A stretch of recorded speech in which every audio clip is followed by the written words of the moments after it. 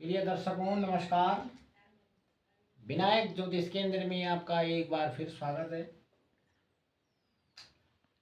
प्रिय दर्शकों, जैसा कि आप देख रहे हैं, हमने यहाँ पर एक चार्ट बना रखा है और आज जो है हम जन्म कुंडली के 9वें भाव पर विचार करेंगे। प्रिय दर्शकों, किसी भी जातक की जन्म कुंडली में जो 9वां भाव होता है ये भाग्य का भाव होता है। यहाँ से भाग्य का विचार, धर्म कर्म का विचार, ज्ञान का विचार इत्यादि किया जाता है। प्रिय दर्शकों, आज हम जानेंगे कि भाग्य भाव का स्वामी यदि लगन में बैठ जाए तो उसका क्या फल है। 12वें भाव पर विचार करेंगे। तो आइए प्रिय दर्शकों, चलते हैं अपने वीडियो की ओर। प्रिय दर्शकों, यदि किसी भी जातक की जन्म कुंडली में लग्न का 9वें भाव का स्वामी यानी 9वें भाव का स्वामी यदि लग्न में बैठ जाएगा तो ये अत्यंत बढ़िया योग होता है। और यदि साथ साथ में लग्न का स्वामी जो है वो भी 9वें भाव में बैठ जाए तो ये अत्यंत धनवान योग बन जाता है। प्रिय दर्शकों, ऐसी स्थिति में किसी भी जातक की वाणी जो है भाग्योदय जल्दी हो जाता है। साथ साथ में जो है जातक धर्म कर्म में विश्वास करने वाला हो जाता है, सुंदर शरीर वाला होगा यदि जिस जातक का 9वें भाव का स्वामी लग्न में होगा या प्रथम भाव में होगा। प्रिय दर्शकों, इसके साथ साथ में जो है विद्वान हो जाता है। ऐसा जातक जो है राज्य कर्मचारी होता है, यानी वो सरकारी नौकरी में होगा। इसके साथ साथ में प्रिय दर्शकों जो है आदमी की किसी भी जातक की जो आयु लंबी हो जाती है और निरोगी शरीर वाला हो जाता है जातक। प्रिय दर्शकों, उसके बाद जो है चलते हैं जन्म कुंडली के दूसरे भाव में। आपको हमने बताया था यहाँ से जन्म कुंडली में धन का विचार किया जाता है।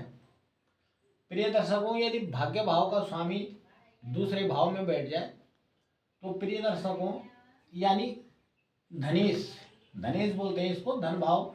अगर धनेश यानी अगर भाग्य धनेश में बैठ जाए तो जन्म कुंडली में जो है ये आदमी को जो है कांतिहीन बना देता है, लेकिन धनवान अवश्य बना देता है। प्रिय दर्शकों, इसके साथ साथ में जो है कुटुंब परिवार का प्रेमी हो जाता है जातक। आपसी संबंध रिश्तेदारी में भी विख्यात हो जाता है जातक। इसके साथ साथ में जो है ऐसा जातक जो है अपने भाग्य से जो है धन प्राप्त करता है। प्रिय दर्शकों, यदि ऐसे जातक की यानी कि 9वां भाव यानी भागेश अगर यदि धनेश हो जाए या धनेश भागेश में बैठ जाए तो ऐसा जातक जो है जन्म के 19 और 25वें वर्ष में जो है इसको थोड़ा अत्यंत कष्ट का सामना भी करना पड़ता है और उसके बाद जो है जातक का भाग्य जो है सुखी जीवन व्यतीत करता है। उसके बाद यानी 25 साल के बाद जो है जातक सुंदर जीवन व्यतीत करता है। प्रिय दर्शकों, उसके बाद चलते हैं जन्म कुंडली के तीसरे भाव में। प्रिय दर्शकों, तीसरा भाव जो है पराक्रम का भाव भी है, छोटे भाई बहनों का भाव है, नाना नानी मामा मामी इत्यादि का भाव भी होता है। प्रिय दर्शकों, ऐसा जातक जो है सुंदर पत्नी वाला होगा, उसकी जो स्त्री होगी वो सुंदर होगी, साथ साथ में गुणवान होगी। प्रिय दर्शकों, ऐसा जातक भी जो है अपने जीवन में अत्यंत धन संग्रह कर लेता है। यदि प्रिय दर्शकों ऐसा जातक जो है भाग्य का पूरा सब साथ मिलता है ऐसा जातक को जिसका तीसरे भाव में भागेश बैठा हो, यानी पराक्रम भाव में अपने पराक्रम से भाग्य का पूरा साथ मिलता है तो जातक जो है अत्यंत धनवान हो जाता है। साथ साथ में प्रिय दर्शकों इससे साथ साथ जो है ऐसा जातक जो है एक से अधिक पत्नियों वाला का योग भी बन जाता है इसमें जन्म कुंडली में। और इसके साथ साथ में जो है संतान की तरफ से भी जातक को सुख प्राप्त होता है, अपने भाई बंधुओं से भी सुख प्राप्त होता है, साथ साथ में जो है कुटुंबजनों का भी सुख जातक को प्राप्त होता है। प्रिय दर्शकों, उसके बाद चलते हैं जन्म कुंडली के चतुर्थ भाव में। चतुर्थ भाव ये जो है प्रिय दर्शकों ये माता का स्थान होता है, हमने आपको पहले बताया था। यदि प्रिय दर्शकों भाग्य का स्वामी चतुर्थ भाव में बैठ जाए, चूंकि केंद्र का भाव है, यदि केंद्र में बैठ जाए यदि भागेश, तो प्रिय दर्शकों ऐसा जातक जो है माता पिता का भक्त हो जाता है, यानी उनके आज्ञाकारी हो जाता है जातक। माता पिता के साथ में संबंध बहुत बढ़िया हो जाते हैं जातक के। इसके साथ साथ में जो है लोक प्रसिद्ध हो जाता है और अत्यंत धनवान हो जाता है आदमी, क्योंकि केंद्र का भाव है चतुर्थ भाव, और माता की तरफ से जो है जातक को ननिहाल की तरफ से पैतृक सुख भी प्राप्त हो जाता है, पैतृक धन भी प्राप्त होता है।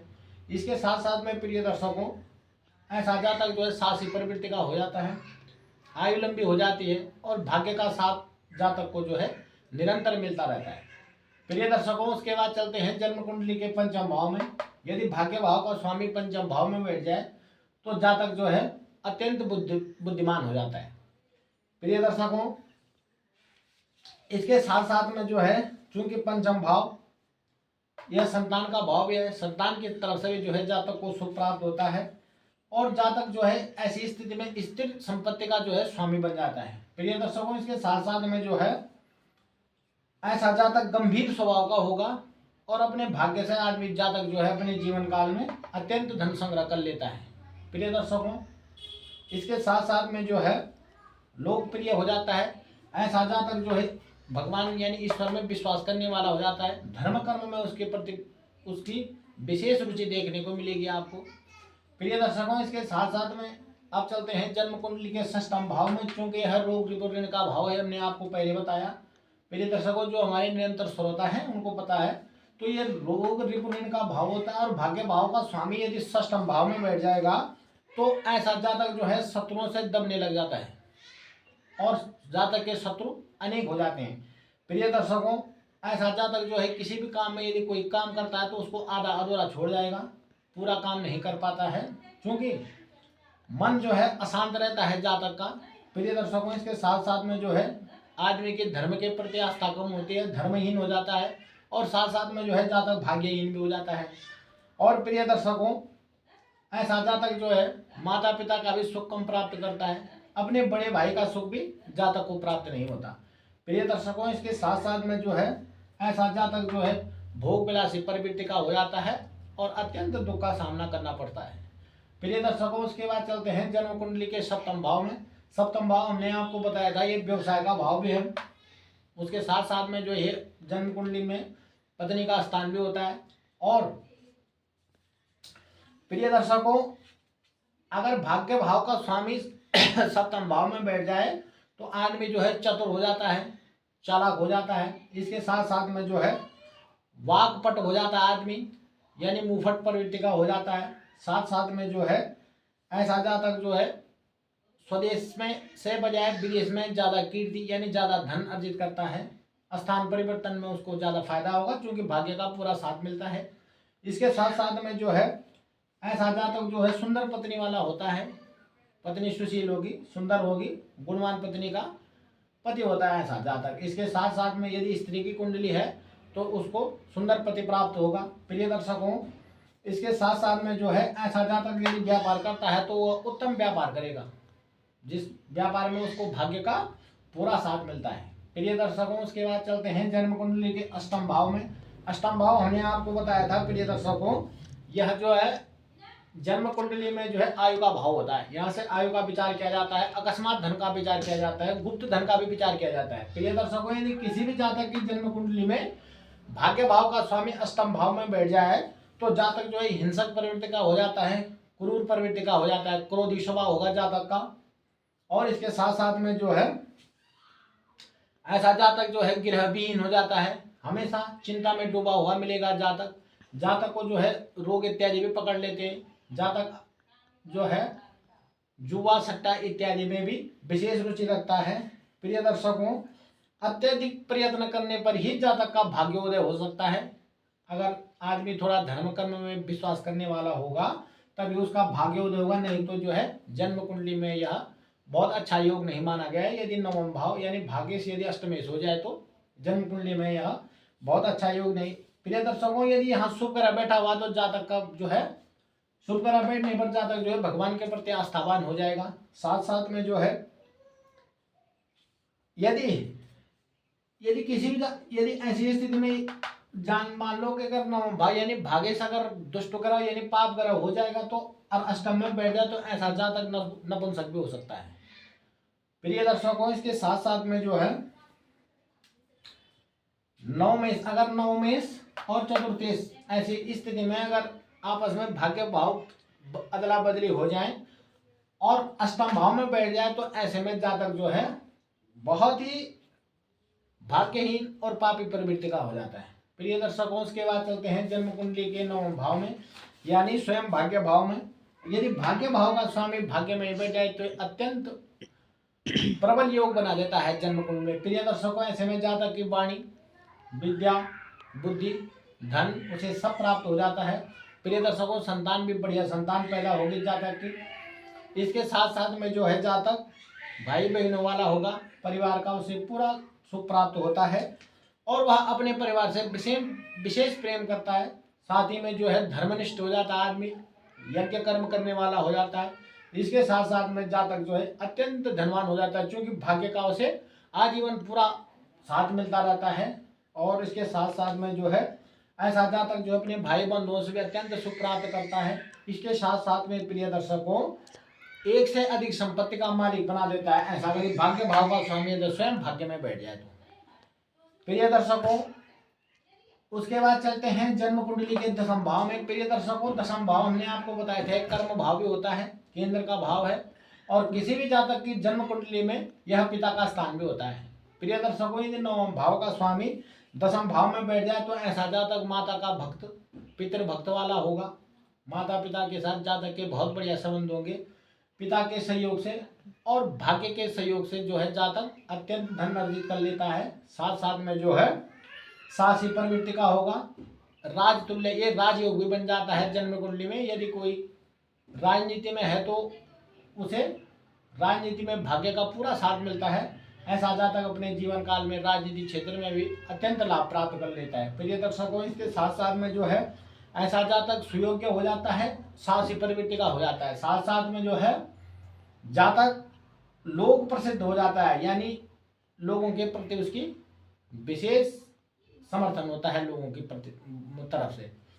प्रिय दर्शकों, उसके बाद चलते हैं जन्म कुंडली के 11 भाव में। ये हमने आपको बताया था किसी भी जातक की जन्म कुंडली में 11 भाव जो है ये आय का भाव होता है। यहाँ से किसी भी जातक के आय का विचार किया जाता है।